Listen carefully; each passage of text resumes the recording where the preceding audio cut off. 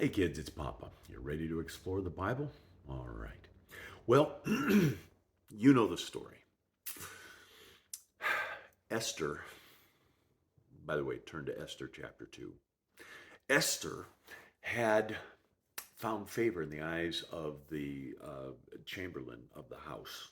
And when it came time for her to go in and to be with the king, um, all of the other women that went into the king said, "Oh, I want this and I want to take that. I want this."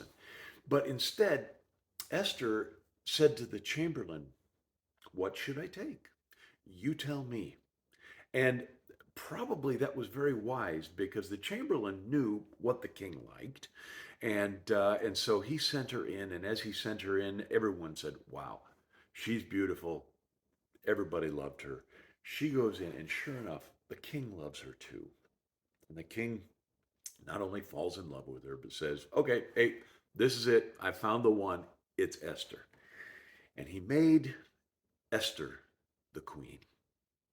Kind of a neat story because he'd fallen in love with her, and and so we find that the king threw a big feast for Esther, and but remember, Mordecai, Esther's father, had told her, "Don't tell anybody that you are a Jew."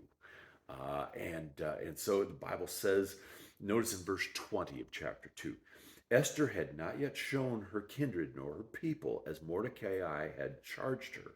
For Esther did the commandment of Mordecai like as when she was brought up with him. Okay? She was humble, she was beautiful, but she was also obedient. Okay? Great combination. Three things: humble, beautiful, obedient.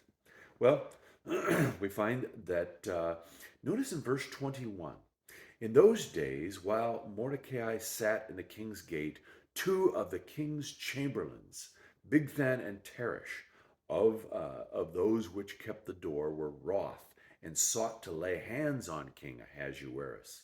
And the thing was known to Mordecai, who told it unto Esther the queen, and Esther confided in the king thereof in Mordecai's name. And when the inquisition was made of the matter, it was found out, and therefore they were both hanged on a tree, and it was written in the book of the Chronicles before the king. Now, Bigtha and Teresh had decided that they were going to kill the king. Why? I don't know. The Bible says it was because they were wroth. We're not exactly sure why or how, but they decided they were going to kill the king. And apparently Mordecai overheard what they were saying. And he told Queen Esther, and Esther told the king, and they did an investigation and they found out it was true. And so the only thing you can do with traitors is to hang them. And that's what they did. And then the Bible says it was written in the book of the Chronicles and then apparently forgotten. Nothing was done about it. The king didn't do anything for Mordecai. Nothing. Oh. So I guess it's not important that we do the right thing and, tell the king that he's about to be murdered. Listen, have you ever done something good and nobody found out and you never got rewarded for it? And you think, well, if I'm never going to get rewarded for it, why should I even bother? Well, let me tell you, something's going to happen in a little while. And we're going to see that, you know what? He did get repaid for it. And we're going to see that God was waiting to reward him because God's timing is always the best timing. Do you believe that? You know what? We got to believe that because God knows the best way to do it. And God's way is always better than my way. God's way is always better than your way.